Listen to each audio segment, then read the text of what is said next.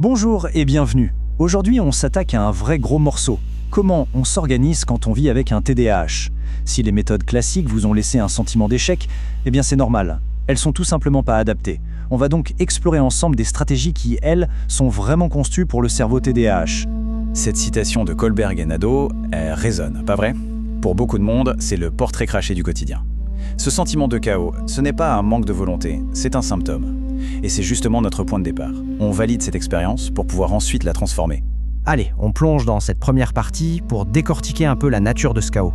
Parce que pour y remédier, la toute première étape, c'est de comprendre pourquoi il s'installe. C'est là qu'on voit à quel point tout est lié, en fait. Un espace en désordre, ça rend la gestion du temps bien plus compliquée, ce qui évidemment laisse encore moins de temps pour ranger, et la boucle est bouclée. C'est un vrai cercle vicieux. Le bazar physique pèse sur le mental, et le temps qui file s'ajoute une bonne dose de stress par-dessus. Bon, alors, comment on fait pour briser ce cycle? La réponse, c'est un changement total de perspective. Et c'est vraiment le cœur de notre analyse d'aujourd'hui. Et là voilà, la clé. C'est tout simple, mais ça change tout. Il faut oublier l'idée de lutte. Il ne s'agit pas de corriger un défaut, mais de collaborer avec une façon de fonctionner qui est juste différente. C'est une idée super puissante. Au lieu de forcer son cerveau à rentrer dans un système rigide, on adapte le système au cerveau.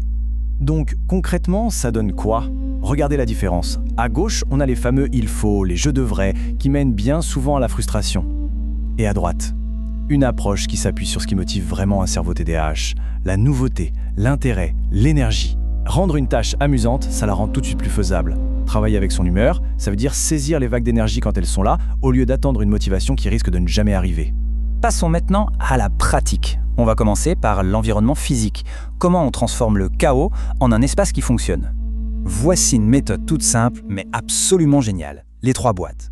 Le piège classique, c'est de trouver un objet qui n'est pas à sa place, d'aller le ranger dans une autre pièce, et là, paf, on se laisse distraire.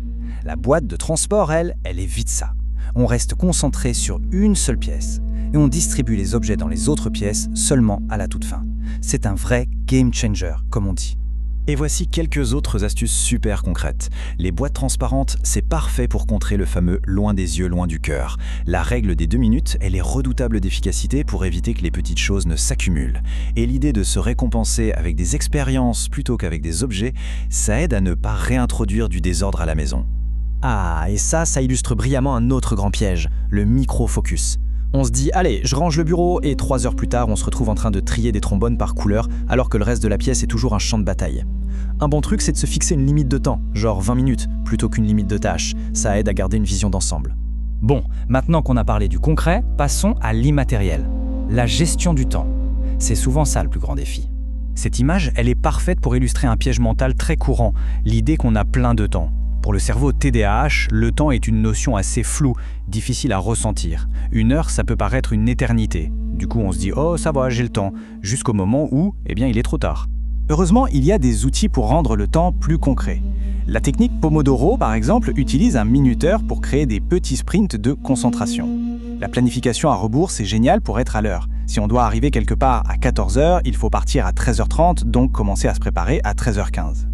Et les minuteurs visuels, ceux qui montrent le temps qui s'écoule, c'est incroyablement utile.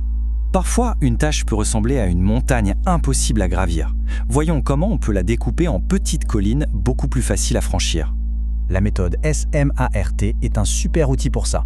Au lieu de l'objectif super vague « ranger la maison », on suffixe un objectif SMART.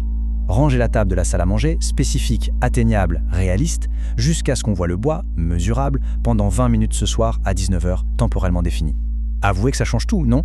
Et un autre point qui est essentiel, c'est de rendre les tâches ennuyeuses un peu plus stimulantes. Le cerveau TDAH, il carbure à l'intérêt. Si une tâche est mortellement ennuyeuse, il va tout faire pour l'éviter. Mais si on y ajoute de la musique, un podcast ou même un petit défi, on transforme la corvée en jeu. Et ça la rend beaucoup plus acceptable et parfois même agréable. Et pour finir, on va aborder l'arme secrète, l'élément que beaucoup trop de gens négligent, le soutien. Le body doubling, ou la coprésence, c'est un phénomène fascinant. Le simple fait que quelqu'un soit là, dans la même pièce, même si cette personne lit un livre ou travaille sur son ordi, ça crée une sorte de cadre extérieur. Cette présence, elle nous ancre dans la tâche et nous aide à rester concentrés. Ce n'est pas de la magie, c'est neurologique. Ces images le montrent très bien.